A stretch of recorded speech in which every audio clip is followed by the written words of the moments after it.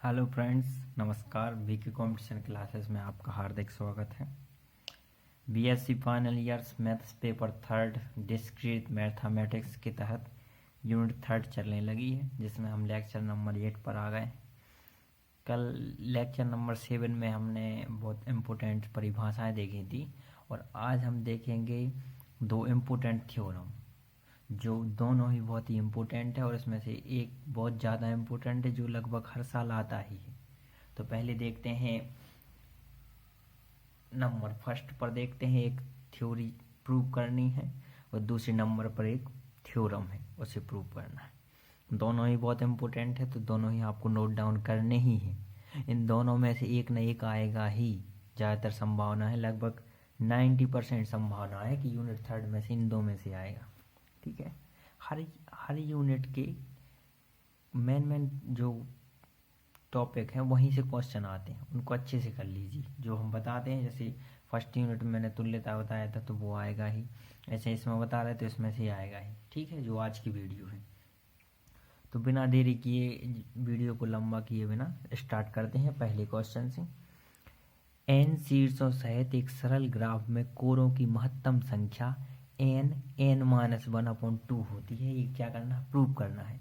एक आपको थ्योरी दी हुई है, उसको प्रूव करना है कि n शीर्ष हैं, ठीक है, शीर्ष सहित एक सरल ग्राफ में कोरों की महत्तम, शीर्ष को b से दर्शाते हैं, कोर को e से दर्शाते हैं। कोरों की महत्तम संख्या कितनी होगी? n-1/2। पहले क्वेश्चन को समझिए। वे कह रहे हैं v1 v2 v3 ऐसे n शीर्ष है, ठीक है, और वे कह रहे हैं तो उसमें कोरों की संख्या कितनी होगी? अगर n शीर्ष है तो वहां पर कोरों की संख्या होगी n गुणित n-1/2।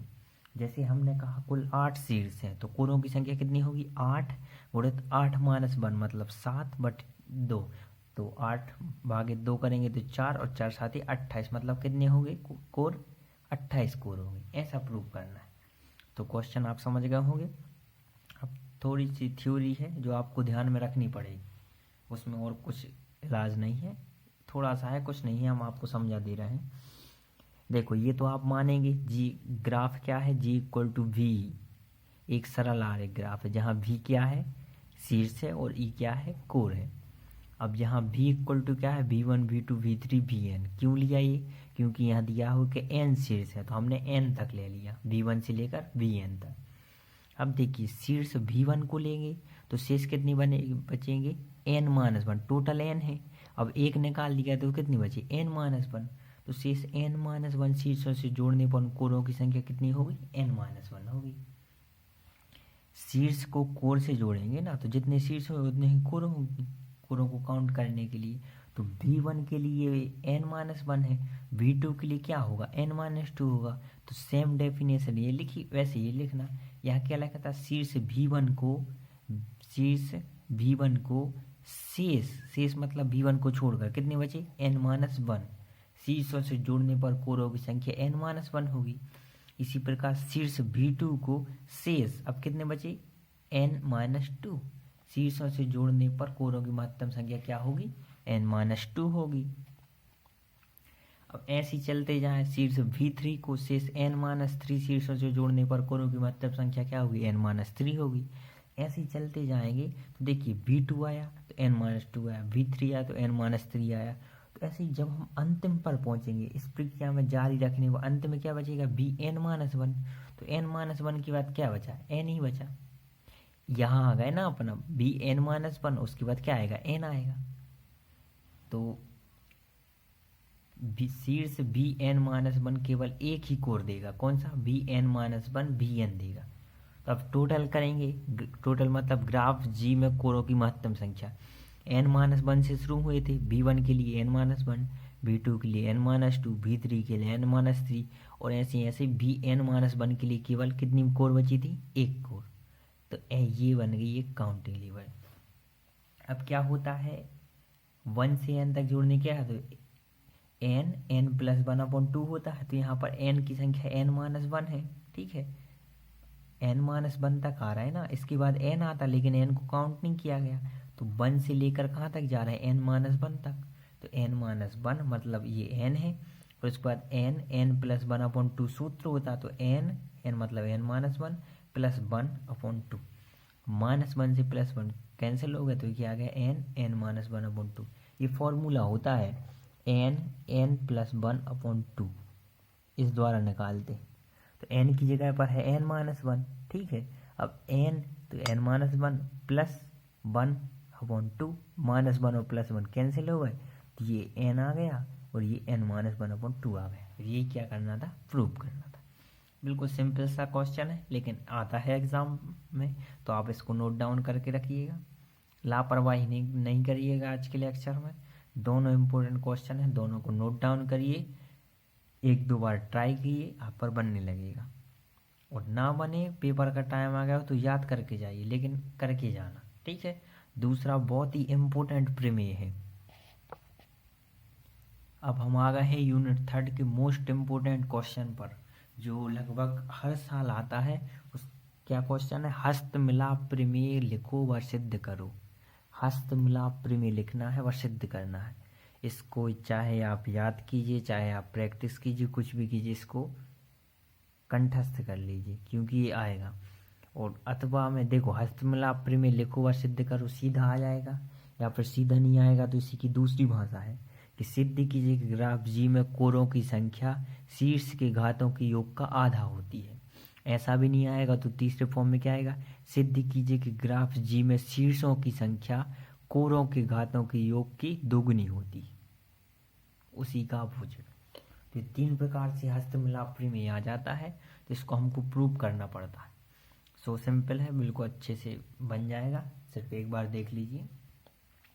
तो माना G = G भी सिद्ध क्या करना है, ये किसका चिन्ह है, ये योग का समेशन का चिन्ह है। इसका मतलब होता है जितना भी सबको टोटल किया जाए, जब summation V = V dV = 2E। देखो यहाँ पर V शीर्ष है, E कोर है, तो शीर्षों की संख्या क्या है, कोरों की संख्या की दुगनी है।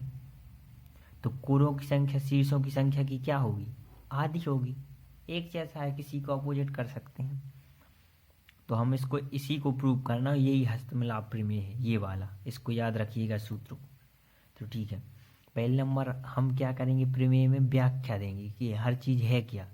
तो हम देखेंगे यहाँ भी क्या है, जी में शीर्षों का समुच्चय है, लिखने में कोई परेशानी नहीं होगी। यहाँ भी जी में शीर्षों का समुच्चय है, तथा ई क्या है, जी में कोरों का समुच्चय है। यहाँ तक कोई प्रॉब्लम नहीं होनी चाहिए।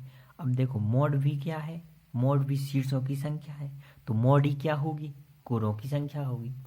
तो ये वाला पैराग्राफ तो सिंपल सा है कि भी शीर्ष हैं, ई कोर है, मॉड भी शीर्षों की संख्या है, मॉड ई क्या है, कोरों की संख्या है। पहला पैराग्राफ कंप्लीट। अब देखिए थोड़ा यहाँ ध्यान देना पड़ेगा, चूंकि ग्राफ जी में प्रत्येक कोर, देखिए जब कोर बनाते हैं तो एक कोर 2 शीर्षों पर आपतित होती है। कोई भी कोर है तो वहाँ पर 2 शीर्षों पर आपतित होगी। जैसे हम कोई एक डायग्राम ऐसा बनाते हैं, तो ये कोर है, ये एक वाला शीर्ष और ये 2, तो 2 शीर्षों पर आपतित होगी, ठीक है। तो ये याद रखना है कि चूंकि ग्राफ जी में प्रत्येक कोर 2 शीर्षों पर आपतित होती है, अतः यह आलेख के घातों में 2 का योगदान करता है, ठीक है। इस लाइन को आपको याद रखना है, ये वाली लाइन, कि जी में प्रत्येक जो कोर होती है वो 2 शीर्षों पर आपतित होती है, इसको याद रखिएगा। अब इसकी बात बिल्कुल सिंपल है, बस ये लाइन याद रखेंगे ना आप, किसी जो कोर है वो 2 शीर्षों पर आपतित होती, मतलब एक कोर 2 शीर्षों पर आपतित होगी। तो अतः ग्राफ जी में सभी शीर्षों की घातों का योग, इससे क्या है, जब 2 शीर्षों पर आपतित हो रही है जो कोर है, तो सभी शीर्षों की घातों का योग क्या होगा, ग्राफ जी में कोरों की संख्या के दोगुने के बराबर होगा।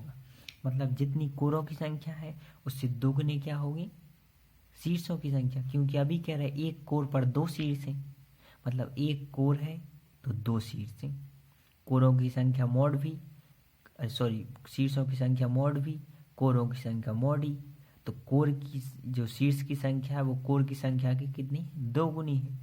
तो ये आ गया summation V = V dV = 2E, क्योंकि अभी बताया था एक कोर 2 शीर्ष, एक कोर बराबर 2 शीर्ष होते हैं। तो ये क्या आ गया, यही जो फॉर्मूला निकला है ना, ये क्या है, हस्तमिलाप प्रमेय। सिर्फ आप ये लाइन याद रखिए और बिल्कुल सिंपल सा है, आराम से निकाल लेंगे। लेकिन पेपर में हर बार आता ही है तो आपको ध्यान रखना पड़ेगा, नोट डाउन कर लीजिए। कोई प्रॉब्लम जाए तो आप कमेंट कीजिएगा, बट बहुत सिंपल है, आपको प्रॉब्लम नहीं जानी चाहिए। नोट डाउन करके, और ज़्यादा हो एक दो बार कर लेंगे तो याद ही हो जाएगा वो।